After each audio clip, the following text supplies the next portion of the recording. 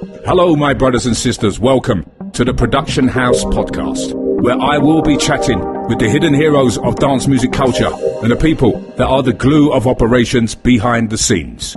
My name's Stretch, so if you're sitting comfortably, then let me begin. Hello, everybody, and welcome to the Production House Podcast, number 5 on the 14th of March, 2023.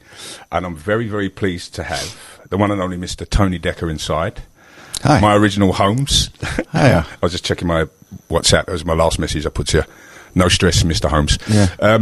Now, Tony, artist and manager, working with David Lewis for many, many years. Yep. Thank you for taking the time out to come and visit. I know how busy you are. Tell me where it all began for you. How did you get yourself into the scene? And Well, first of all, thank you for having me. Lucky number 5. I'm excited to be here today. Where it all started is I met. This is a trip down memory lane. I met a girlfriend long time ago, and her sister was with Laid Back Luke. That's how I met Laid Back Luke, and got to know him a little bit better. And through him, I met his manager, Olga Hines. She was managing Laid Back Luke, Roger Sanchez, Tom DeNeef, and a couple of others.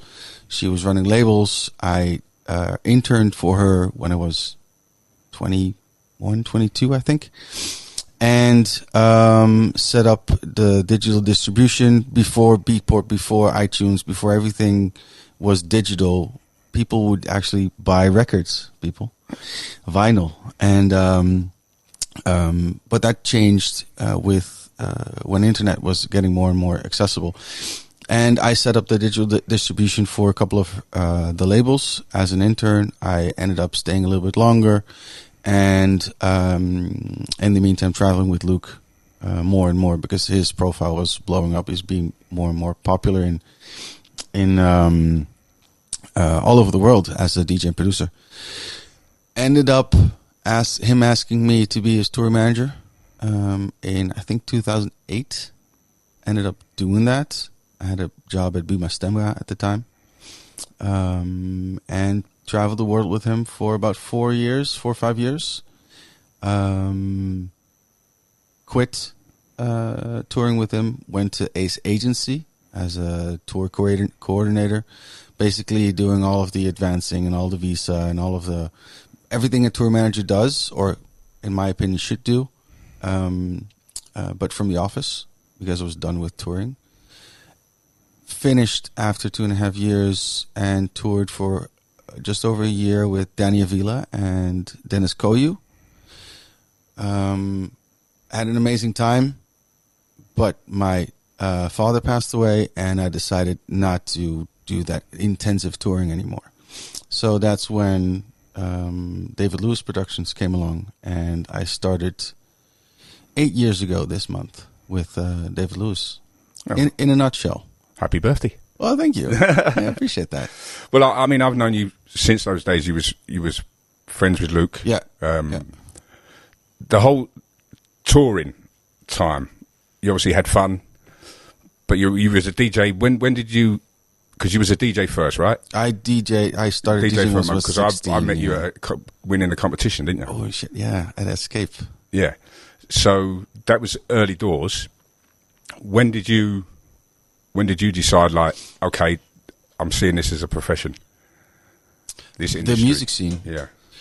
I think around the time where I met Olga and I started interning for her, seeing the back end of the music industry, seeing how Luke's profile was growing, seeing what she did and what I think Luke was with Anna Agency at the time, seeing how all that worked, traveling with him, just driving him to shows, sometimes DJing with him as well, seeing all the back end of how things work in the music industry made me realize I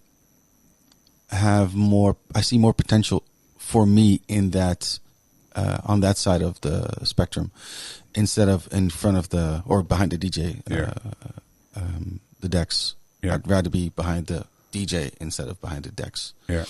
And it's been working out so far. So I started DJing when I was 16. Bought a set with a friend of mine. Started playing gabber hardcore like a proper 16-year-old Dutch boy, and a couple of years later met Luke and developed my musical taste, and saw what more there is to this music industry. Indeed. So who are you representing for right now? So within David Lewis, we represent a number of acts, but my main focus is Fedele Grand, Topic, Tin Liquor, and a whole slew of other people. Mostly the commercial acts. A couple of trans acts like Elam Bluestone, Laura Van Dam. But between me and Tim Smeets, we look after most of the commercial acts within David Lewis Productions. Yeah, big shout out to Tim. Hey, Tim. So with the future coming and the way it's looking, it's just getting bigger and bigger and bigger, the whole scenes. Do you look to more nurture artists now rather than sort of taking an established producer and turning them into a DJ act?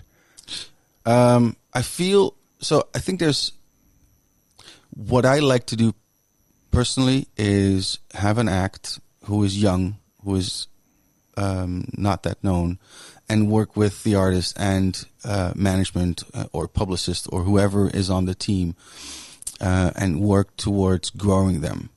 The best example I can give right now is Tin Liquor. I've been working with Tin Liquor for the past 6 years, and this past year has been incredible in number of shows, the type of shows, the crowd response. But we've been working hard at it for 6 years, maybe even 7.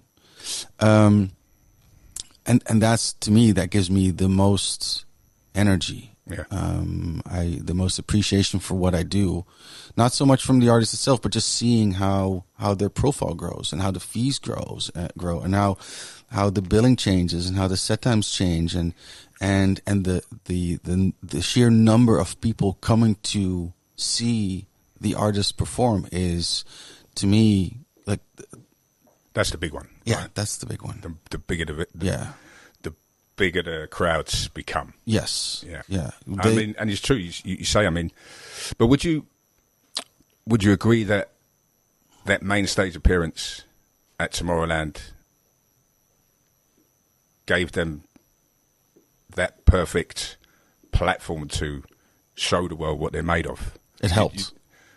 It definitely helped. Yeah. But I look at. Would you say it's a shortcut for a lot of artists? In regards to if you perform there, you kind of. I would like to say, and don't get me wrong, Tomorrowland is a fantastic event, and being on that stage is hugely helpful for the growth in your career. But it's still just one show, and you cannot build a career on just one show. There needs to be a strategy. There needs to be a clear path that you chose where you want to go with your career. And between artist, manager, and agent, and whoever else is involved in that career, you decide where you want to go. And with Tin Liquor, for instance, Tomorrowland was great. It was really, really good. I remember it was so bloody warm that day. But people stayed. It was like 35, 38 degrees. It's ridiculous. But people stayed and people liked it, and the music was perfect for that time of day. Perfect. You did amazing, by the way. Thank you. No, thank you. And but it's still one show, and the path that they chose for this year was, let's focus on more live performances, not DJ, but also live. So they just finished a world tour of 15, 16 shows in Europe, between Europe and North America and Australia. Is that the tour finished now in Australia? Yeah. Last weekend, and they sold out of those 15, 16 shows, they sold at 90% of the Wow. of the venues, and that's more important than that one Tomorrowland Oh, show. absolutely. And so Tomorrowland was hugely influential and helpful, also to sell out these shows. But there's so much more than just they played Mysteryland Main Stage 2017. That was also very important, but it's just one show at the beginning of their career, and it's just building and building and building. And I like to see with acts like this, I travel with them a lot as well, just to make sure that I see the promoters and I see the crew and I see everyone who is involved, and make sure that they see what we see, so that when the next show comes around or the next opportunity comes around, I can tell them, hey, remember we saw the show, we talked about it, you said you really liked it, so let's see what else we can do. Yeah. I was at Okeechobee Festival just 2 hours north of Miami in Florida last weekend, not this weekend, but weekend before, and the talent buyer came out to see, and he loved it. He loved it, and he was texting me, we should do this next year, we should do this, we should do that. And that's why I'm there, because I make sure that they come to the show, they come see the performance, and then pick up from that energy, and that's how I feel the strategy is being implemented, just by being there and them doing a good show. They do what they do, and just we do the rest as agents. Yeah, exactly. Yeah. So do you see yourself, if you was to give yourself a job description right now, talk to me, as well as being a strategic organizer, well, how would you give yourself a job description? I'm an agent. Uncle Tony to a lot of people now, right? I'm an agent. Okay. The 007 kind? No. So the question you asked is, do I prefer to have like a younger act or a more established one? No. Yeah. More like, you've had a lot of experience in the industry. You know how toxic it is. You know how dangerous it can be, as well as being the best career choice for somebody. Do you know what I mean? You know the ups and the downs with regards to the world. That's what I'm saying. As you've grown in this role of agent, do you see yourself more of a uncle, father type figure moving forward? Would you like to see yourself totally like that? Totally. Yeah. After being in this industry for 20 odd years, there's one real, and this is just all us old geezers talking. There's just one thing that we should do, and that's to make sure that the next generation does better than we did. And we still did really good, but we fucked up here and there. Yeah. Can I say fuck? Yeah. Sorry, Mum. We need to make sure that the next generation does better, and we need to make sure that we educate them and that we let them fall flat on their face, but also warn them and tell them how it could have been done better, and also learn from new perspectives that they might bring to their table. That's essential, right? Yeah, for everybody. Yeah, well, yeah. I think I know a lot, but I'm not all knowing. But most of the times, these young ones need to listen. Word to the wise ones out there. So the thing with these younger kids is they're usually very impatient, and I get that because there's a lot of people that come into this industry thinking, "Oh, this is amazing! You get to travel, you get to go to all these shows. There's women, there's boys, there's drugs, there's alcohol. It's fantastic." Yes, that's all true, but there's a big downside to it, which is it takes a toll on your health, on your mental state, on your social life, family, relationships, and I feel that sometimes people they don't realize that. They can't realize it when they come into this, but that's for us to make sure that they are aware of that as well. Yeah. and by doing so, also making sure that they don't forget what is more important in this industry. Like, to me, my ego is not important. The only thing that matters is to make sure that the artists grow, therefore they grow, and therefore that allows me to grow as well. But it all comes down to me to make sure that the artists get where you decide with them where they need to go.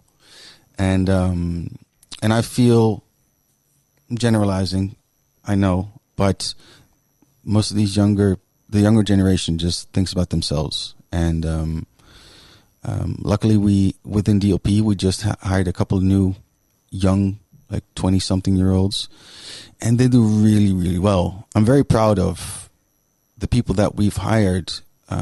Also, a couple of years ago, with my colleague Jitse. Hey, Jitse. He's been with us for 3 years, and he's never shown any ego. He's just doing what he needs to do to make himself a better agent, and the artists that he works with grow. And like I said, a couple of other ones that we've been hiring recently, they show great potential. And that's, for me, that's when I like to be the uncle. Yeah. Let me be your guide into this sometimes toxic pool of music industry and egos. Yeah. Yeah. I think that's it. And it's trying to understand that the sooner you can kill the ego, the easier situations can be created, as well as make your life better as well. Just life gets easier without an ego. Yeah. Speaking of egos, big shout out to Mad for the Fam and Team 15. Our boy Tyson told me said you've got to ask him about, you've got to give us a Tomorrowland story. One Tomorrowland story before we move on. And he sort of told you to mention the 2019 situation. There's one good story for this. See, look, I told you you wouldn't remember. Hang on, 2019. Tyce, help me out. Yeah. Backstage. Oh, fuck you, Tyce. So yeah, those stories. What can you pick a story? I'm not going to tell that one without naming. No, fair enough. Fair enough. But give us a story from your days gone by, which you can tell. You don't have to name names, but like a perfect incident of how great things can go wrong, but you find your way through eventually. It could be just one night, or could be a weekend on tour, or whatever, something like that. Oh, well, the first thing that comes up is not so much a memory of something that went wrong, but just an iconic moment where I was touring Luke. I think this was 2012, 11, 10 maybe even.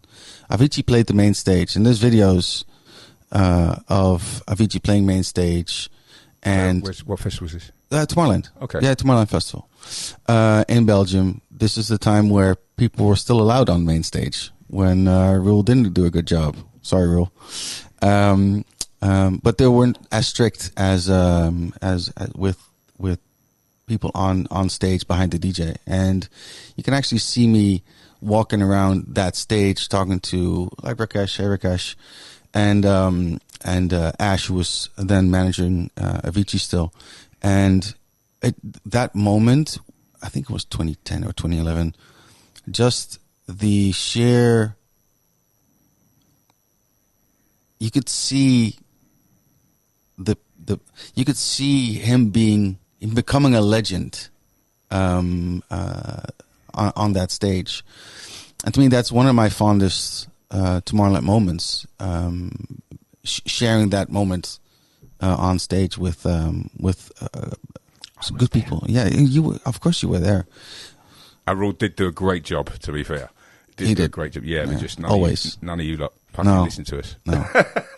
No.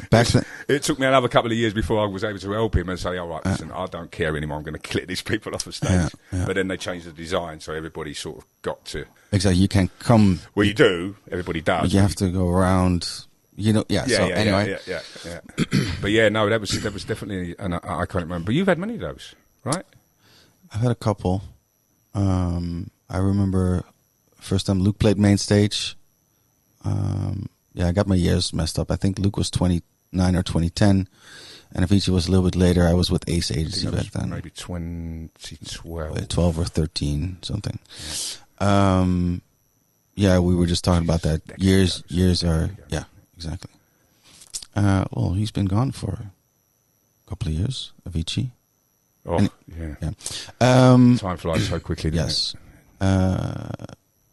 Other moments. Well, the thing with Tomorrowland and being in this industry for such a long time is you enter the festival, and you get to see people you haven't seen in a while. So the moment Thijs was bringing up is, it's funny. He's giggling over there. I just came from home. We got to the festival. I didn't have anything to eat, and you get to the artist area, and what you do? You get a sandwich and you get a drink. We go to the stage where Fed Legrand was playing, because we were there with Freddy at that time, and Thijs was stage managing, and he just goes, "Oh, you want to have a drink? You know what? Fine, let's go." And that night ended in me stealing a phone. Yeah. I'm sorry, Mom. He's killing us all over. So, that was the moment Thijs was referring to. Did you ever find out whose phone? Yes. Okay. It was the stage manager of one of the other stages, and I got it back to her. Yeah. I can't believe I actually told that. Yeah. But that's the thing with, it's not about the drinking. It's about seeing your friends and seeing people you respect and you haven't seen in a while. And it's especially, for instance, last year, there was such a at Tomorrowland, the entire, a relief of, we're back. We get to do this again. We brought out the entire DLP team to Tomorrowland, and we enjoyed ourselves as a team, as a collective, because after COVID, obviously we had nothing for 2.5 years, and then being able to come back and do it all again and see your acts perform and see what you haven't been able to do for 2 years, it's such a release of tension and energy. And well, I want to touch on that.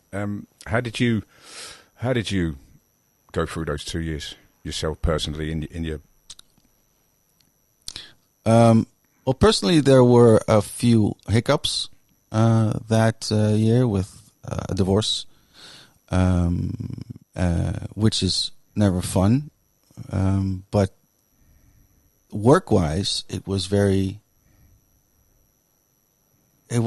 so obviously it was very hard. Luckily, we all get to keep our jobs and our income, so huge help. And especially all of the people, the artists and the freelance people of this industry have had it so much harder than I did or than we did. But still, going from 120 miles an hour to full stop was hard on everyone, mentally, for sure. And I obviously, like I said, I had a divorce to go through as well, so I could focus most of my energy from not having to deal with not having work to recovering and grieving, and which was sort a of blessing. Unbalanced balance. Yeah, it was a blessing in disguise, I guess. But it was, it was tough. It's 2 years of not being able to do what you've been doing for 20 years or 18 years maybe back then. And you start to question yourself. Did I choose the right career path? Should I have finished school when I had a chance to, because I never finished my bachelor's. I think a lot of us ask those questions. Yeah. Probably, yeah. Which makes perfect sense, because it was unprecedented. And but I did notice every time I spoke to someone about what my job entails and what I do, and the energy it gave me to talk about it, to tell someone what we do, gave me so much. I realized I have so much passion for what I do, and I realized that no, I don't want to work in any other field. No. This is what I love. This is what I do. This is what I know, and it will be a shame for me to give that up and try and find something else. So did you discover new music, new artists during that time? I did. Kept associations with the current ones and made plans and. Well, the funny thing the good thing with through COVID was I got to talk to a few of our clients and artists in a different way, because there's no work to talk about. So you talk about personal stuff, and I really connected to some of them on a friendship level, and like I said, there's no ego, so you're open to other people's stories as well, and not just the COVID ones, but just the life ones. Yeah. And I noticed that those type of connections to me are more important, or have become more important over the past years, probably through age as well. But that's what I really enjoyed through COVID, to have these conversations and make these connections, and even more so than trying to discover new artists, I try to discover more about making connections, and the artists, and the connections with colleagues, with clients, with new friends, old friends, and that's what I really. I guess that is one thing that pulled me through. That sounds really heavy. Pulled me through. I wasn't depressed, but yeah, it helped. Can you really say you wasn't though? If you think about it, when you look back and you think, because I was trying to assess that myself, like psychologically, because you know where I stood, you know what I mean, and it affected me. Yeah.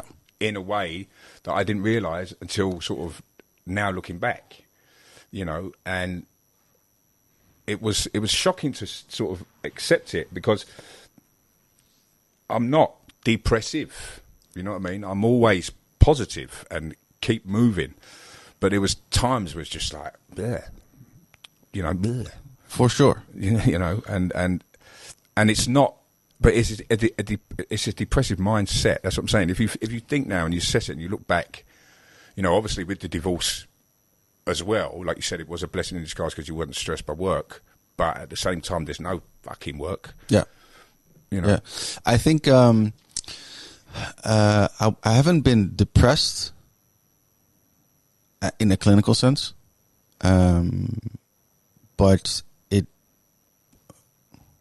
no, I haven't been depressed in that sense, but I did notice, I can have like these negative thoughts as well, which before COVID, I didn't really notice I had. So that something definitely changed. There's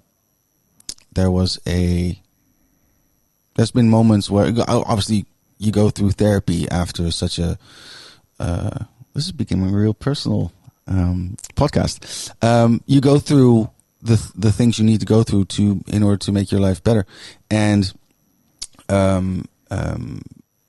it made me realize that not just the divorce, but also the impact of not having work and not being able to do what you have been doing for so many years had a huge impact, and you need to find ways to process that as well. And I guess because I was so focused on grieving, I wasn't focused on what the job or COVID did to the job. So that I think that kicked in a little bit later. Yeah, perhaps. Interesting question. Haven't thought about that. Yeah. Thank you. Well, that's what I mean. We keep moving forward. Yeah. Speaking of which, yeah. Let's talk about the future, because like you've just touched on, there's certain things that you see need to be done for certain people and artists, and you have a strategy.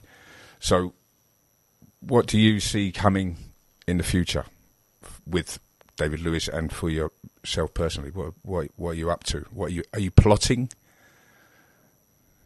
Plotting and scheming. Yeah. I should have known this question was coming. I should have put some more thought into this. Obviously, so what I've been doing for the past 8 years with DLP, I still really enjoy.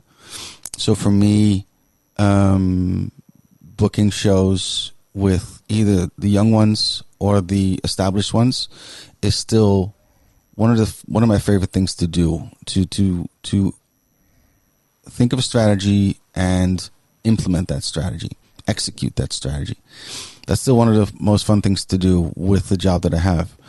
On top of that, I mentioned connection. I feel there is a need, or there could be a need, without people sometimes realizing, to have someone guide you through the toxic cesspool of music industry, which it can sometimes be. So my plotting and scheming would be more towards how can I help the current, but also the younger generation, and sometimes even the older generation, to get through what they need to go through in this industry, in their career. Not in a coaching sense. I'm not a life coach. I'm not a life coach at all. But still finding that yourself. I'm still fucking around myself. I don't know, but I do have some experience and I have some knowledge that I can share because I toured the world as well, and I've been doing this for 8 years, and I've been with, like I said, I've been with Bima Stemra, so I have a broad sense of a broad knowledge base on this music industry, and becoming 32 plus experience. I have some life experience as well. So that's, to me, like, that's more personal. I'd like to develop myself more into a connector and a guide, and not just I need more money for this show, which is still fun, in the broader sense of the word, in the long term, because it's part of a strategy. Yeah. But sometimes it can get tedious as well. Indeed. Because you work with a couple of cowboys as well sometimes. Yeah. And in terms of David Lewis, we've been around for 25 plus years. I think 27 now even, and it's always been a quest of how do we keep the artists that we have on top of their game in order for them to keep us on top of our game. You do that with, obviously, we have guys like Armin van Buuren, Fedde Le Grand, Vino Vici, WW, well-established artists that do really, really well still. And our job is to make sure that they keep doing well and they keep having those full schedules and the growth in their career or maintaining their career. How's it in Switzerland? Sorry, Ward. And but yeah, and then a bunch of young kids, young artists. We need to keep our eye out as well, for the new generation of artists as well, and to make sure that we keep doing that. We don't forget about the young ones. Like I mentioned, we hire a bunch of new, younger generation, 20-something-year-olds, who are more on the ground on a weekly or on a weekend base. I mean, I still go out not like I used to. Can we? No, I mean, what about new artists? New artists, can you share any new artists we should be looking out for that are going to be up and coming, or you? Well, I just mentioned real briefly Laura Van Dam. I met Laura in the We Own the Night Yeah, Yeah. yeah. She used to be under a different name She before. played Trance but Energy. Excuse me. Excuse sorry. A State of Trance. A State of Trance. She played A State of Trance 2 weeks ago. Did really, really well. So Laura is one of those younger artists that are emerging now. She does a lot of stuff with Armind, Armada, but also with the Anjuna Beats label. And she's picking best of both worlds, and she's doing really, really well. She's a hard worker.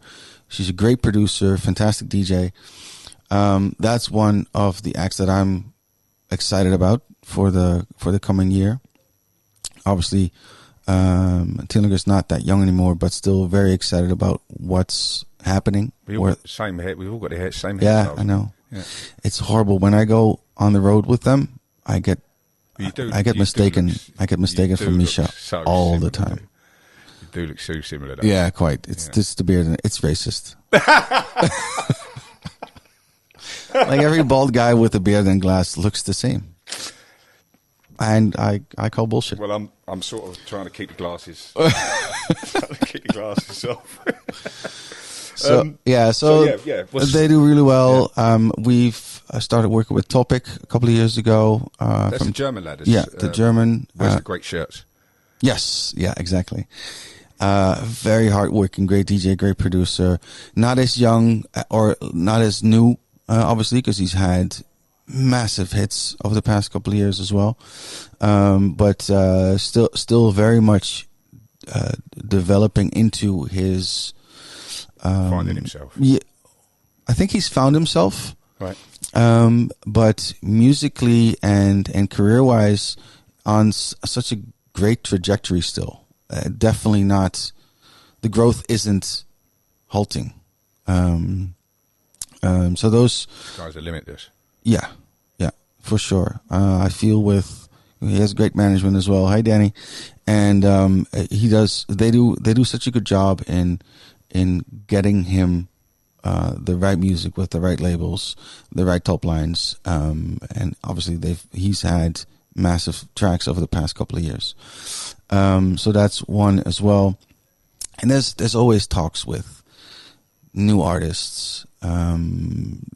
Do we have time to work with new artists? Because we have quite a extensive roster, and we cover the world. We don't just do the Netherlands or Benelux or Europe. No, we cover the world, which makes it sometimes challenging because you see artists that you really want to work with, but do you have time? And gotcha. Yeah, so sometimes you need to make choices, and sometimes the choices work out really well, and sometimes you think, oh, shit, we should have. Yeah.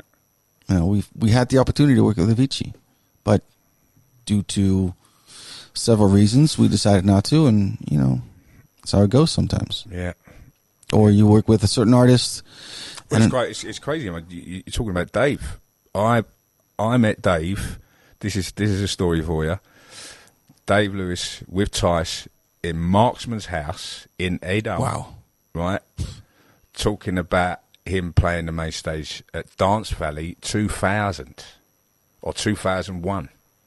So Dave's like an old proper frontline agent. But with regards to management, okay, so you manage Tin Liquor as well? No, that's that's Adrian. Yeah, Adrian. Hey, Adrian. Do you do management? No. I mean, so within David Lewis, we don't necessarily. We're not a management company. We're an agency. But the way we look at shows, the way we handle the career paths, we don't just get the offer, present the management, and then say yes or no. We're part of the career. We're part of this strategy. We want to help the artist. Represent. Yeah. Not just represent the artist, not just the schedule. And obviously, so what we've been doing for 25 plus years is getting to know the world when it comes to shows and performances. I don't know anything about publishing, for instance, or remix agreements. That's more management, definitely a management job. But I know more about the live element, performance element, than some managers. So let me do what I do best, and you do what you do best. And obviously, we talk to each other about it, and we strategize and we plan. But I feel when, as an agent, you can bring more to the table than just offers, but also think about career growth, think about certain maybe collaborations, think about press, publicity, marketing, you just profile wise where you can go as an artist. That's what we always try to do as well. So we don't do management per se, but we always say we do like bookings management. We do more than just a show. Yeah. And that's the strategy that we've always had. And yeah, you mentioned Dave back in the day with Thijs. Maybe 99, you know. He 99. He was I'm not sure he was the first agent of Thijs, but basically he made Thijs. Thijs and DLP, Thijs and Dave grew Thijs into the legend that he has become. Yeah, it was because Thijs started then Primetime, didn't he? When it sort of like the Bradar crew. Yeah. And Dimitri did the bookings for Primetime. Yeah, exactly. Primetime management. Yeah. And that was late 90s. Yeah, for sure. Yeah. And then Dave started with late 90s. Yeah, late 90s. Saying that, the late 90s. Yeah. People listening, watching now haven't even been born. Haven't even been born. Late 90s. What? Yeah. We used to have phones in the house that didn't move. You had to press buttons or even like dial. Yeah. And all of the family used it. The office desk. The office phone. The office phone. God, yeah, so... Yeah. Yeah, so a little bit of history then. Dave... Flashing back, it was just... I can't believe it's been so long. Can't believe it's been so long. It's been so long. All right, so... I knew he was going to say that. A couple of on-the-spot questions. Yeah, okay, right? Here we go. You told us happily those stories. Stereosonic. Why I hate people bringing up Stereosonic. Why? I've never been. No, but this is what I'm saying. You remember the Australian tour? Yeah. With that crew? Yeah. So they got the Festival X. Yeah. That's exactly the same, just rebranded, right? Pretty much. Yeah.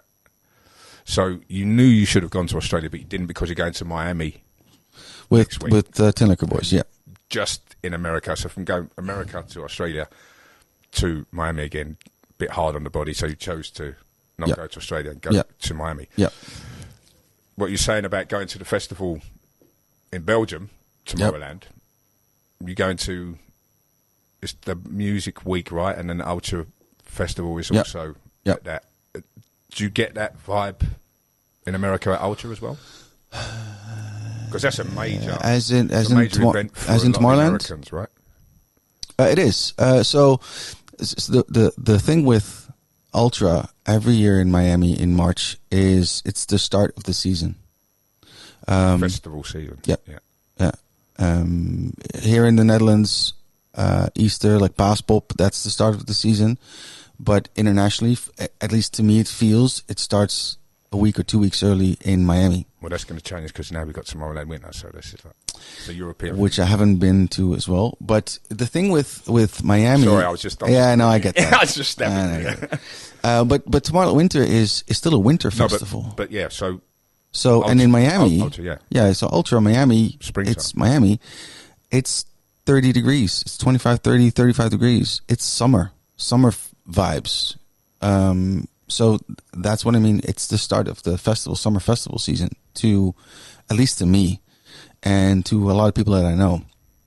We start in Miami. You get to see a lot of people in Miami. You get to hear a lot of the new music in Miami. Historically, it's always been that way. Yeah, the new music was... The Music Week was way before the Ultra Music Festival, right? Usually it was the week before, but you would hear so much new music during that week. There were pool parties, still are pool parties, club events, and then there was Ultra, and especially when the Ultra guys started streaming the sets, it became so important for these, especially the main stage artists, to play new music. Yeah. And the new music, the sets you would hear at Ultra are pretty much the set you would hear throughout the summer.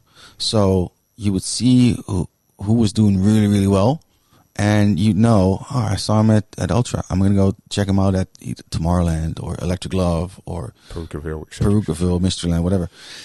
And so it's always been the start of the season. And Tomorrowland, to me, is more a family gathering, because there's so many artists and so many managers and so many agents. So much industry walks around at Tomorrowland. But don't you get that at Ultra? Less. Right. Less. It's mainly Americans. There are a lot of different type of nationalities at Ultra as well. Management groups would be different, and touring groups would be different, etc. Yeah, exactly. So and also because Tomorrowland it's a 2-hour drive. Yeah. It's a 2-hour drive or 8-hour flight. So that's a big difference as well. It just feels more like home. Yeah. The Belgians are amazing. There's a lot of Dutch people there. So it really feels like a homecoming family gathering. Yeah. Yeah. So that's a big difference between my Ultra and But for business-wise, obviously both events are great, but for you, seeing America being part of the American front line there, because it is. Yeah. It's got to be vital for you to be there anyway, right? Yeah, it is. Yeah, it has changed. I feel Miami Music Week, Winter Music Conference, Ultra has lost a little bit of its power or charm or impact, but still, it's a very vital week to be in Miami for us, because we represent artists in the U.S. as well. Yeah. And again, to see the start of the season, to see the new music, to see the faces that you'll encounter for the next 3 or 4 months on a weekly basis is it's always good to it's good to be there. It's good to show face, and that's what we usually do as DLP. We show face. We're everywhere. Yeah, I know. Yeah, you see one of us everywhere. Yeah. For sure. All right, so let's get to some normal questions. Yeah, because we could talk for days. Yeah, but we're already sort of on the time. Actually, quickly, you've become a bit of a connoisseur with the wines, right? I tell me. I like champagne. Yeah, but tell me some more about how that.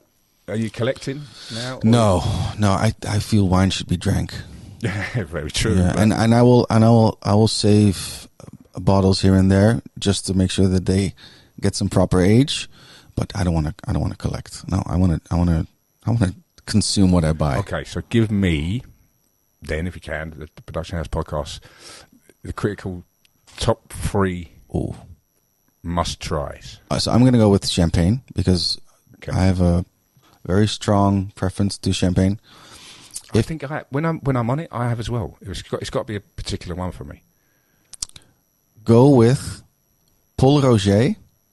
The Brut is normal. You can buy it at Gallengal. It's cheaper than Moet. And but Moet is shit. Don't buy Moet. It's shit. Yeah, if you want to spray it around the room, it's all right for that. If you want to impress someone who doesn't know anything about champagne, €25 a bottle. I'm saying that. It's 50. Moet? Moet's 50. Get away. And Paul Roger, which is much, much better. It's cheaper. It's like 45. Okay. So go with Paul Roger. After that, there is so much more you can spend your money on champagne or wine, but it's impossible for me to say buy this and buy that because just suggestions. Okay, well, I'm gonna do some advertising. Go to atelierduchampagne.nl and find anything under €45 and just buy it because it's really good. Okay. Wow. No, Yeah, because fantastic tip. It's a store in Amsterdam. You can visit it. They're on Rokin. And they have a bunch of grower champagne, smaller houses, and they are very picky about what they carry in their store.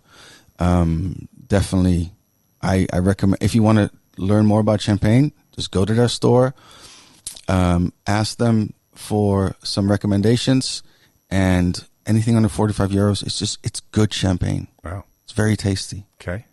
What about your favourite wine? That's champagne. Well, yeah. I don't have a favorite. Like I don't discriminate. Red, white, champagne. I like it all. Good. All right. It's impossible to say, oh, this is my favorite. It's the mood of the day as well. I like it. Yeah. I like it. I like it. I like that mood of the day. I'm going to get you a T-shirt, I think, for the summer. Mood of the day, champagne. Yeah. All right, real on the spot question. Yeah. Favorite DJ?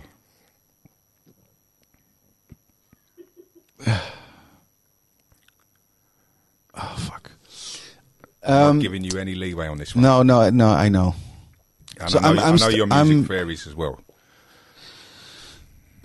I'm gonna go with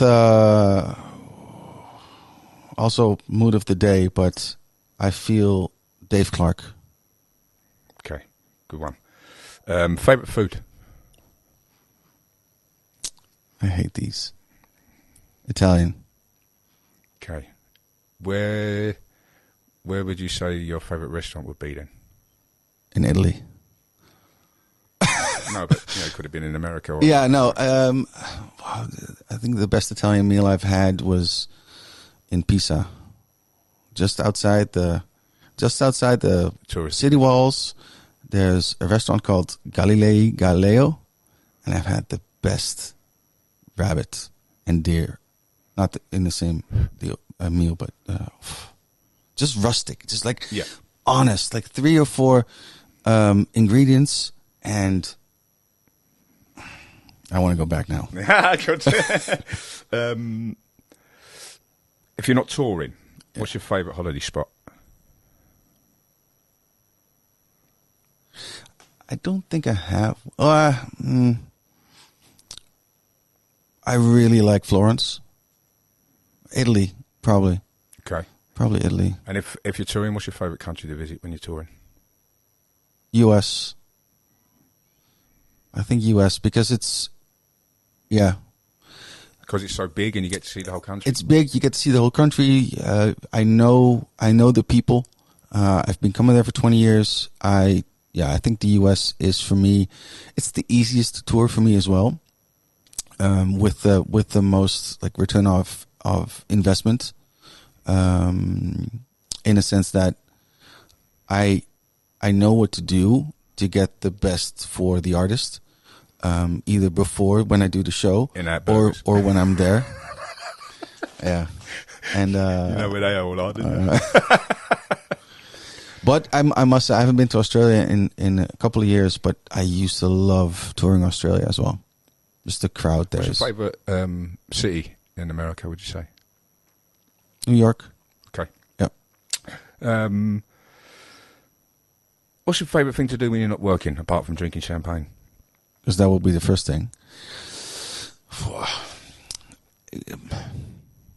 Listening to music. That's probably, and a very, very wide array of genres and everything. Listening to music, probably. You're Children of Zeus fan now, right? You put me on him. Yeah, years ago. Yeah, but yeah, I listened to your radio show as well. Saber? Who? Maverick Saber? No. Oh, is that one? Oh, yeah? Not Maverick. Maverick's the one, mate. Maverick Saber. Oh. Yeah. Okay. No, but I listened to your radio show as well, the Fognasia one. Right. And it's great. One of 7 people. No, you have quite a few. Yeah, follow me. No, I do actually. I've got the whole world listening. Go listen, Fognasia. Let's see. Look, I do. Now I'm needing my glasses. He's giving me the wrong size text. Is there anywhere you'd like to visit which you haven't as of yet? I've visited many places, but most places I visited briefly. So I've toured South America, but always like in and out. maybe a day. So I'd really want to go back to Brazil and experience more of Brazil. I want to go back to Japan. I've visited Japan, but Beautiful culture. only very briefly. I think those two, like Brazil, like South America as a whole, but I think Brazil even more so, and Japan. Yeah, I agree. What are you listening to in the car right now? Well, I was listening to your radio show on the way over, but I was also listening to a jazz musician called Jesus Molina. Ooh. Very, very creative. I like it. It's not for everyone, but I like it. It's great driving music. I was listening to Patti Smith the other day.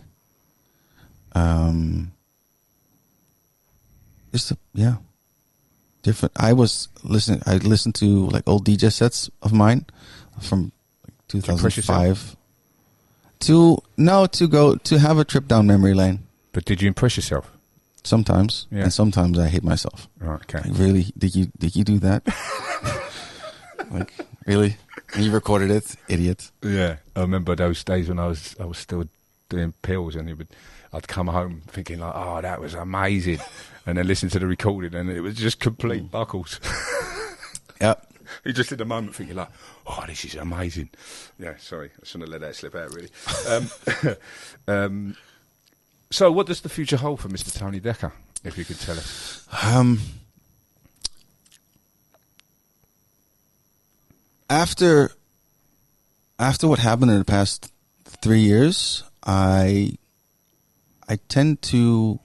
noticed that I've been trying to not look at the future too much and just more go with it. Obviously, you need to have a certain goal, and like I mentioned, a more sense of a connector, a guide to people really appeals to me, and taking a few steps to go more towards that. How that will pan out, I don't know, but I feel that's where I kind of need to go more towards. I'm still happy with DLP. It's a great company to work with, great colleagues, great roster. If anyone looking for a job, just hit me up. And I moved to Rotterdam 2 years ago. That's where my future is. I really, really like it on a personal level. But Great city. it is. Yeah. And in terms of career, I don't know. I'm like I said, I'm 32 plus experience, and I'm just enjoying myself more than I have ever before. So I'm on a good path, and I will see where that path leads. Yeah. So no immediate hair transplants planned for the future. I look great bald. I didn't say you didn't. I'm just saying. It's, There's no need for me. There's no need for me to have hair. Do you think you'll ever retire then? From the music business? I want to retire every Monday morning. Yeah, but it's standard in our industry. Everybody knows within our industry, Monday's like a no-go anyway, right? Yeah, it's you can't really especially in summer, it's tough. But no, people sometimes ask me, how do you keep doing what you do? And I just keep telling, just don't stop. And I've seen this picture of a production manager. He has a T-shirt. It says, "I'll stop when Tiesto stops," and I feel more and more like that. Yeah. I kind of whenever Tiesto stops, that's when you know, okay, well, our generation has had enough. Okay, we need to move on. Because Coxey's 61 now. Well, there you go. Well, he will be 61 this year. So I've been raving with Carl Cox. Yeah. So I might choose. No, actually, yeah. And still so much energy. Tiesto's a nice marker. Yeah, he is. If Tice retires, we all retire. Yeah. Like our generation stops. Our generation stops. Right? Yeah. Okay, you heard it here first. Yeah. Right? When Tice stops, we all stop. Tony, what can I say, mate? Thank you very much indeed. Is there any shouts out? Anybody you want to put a shout out to?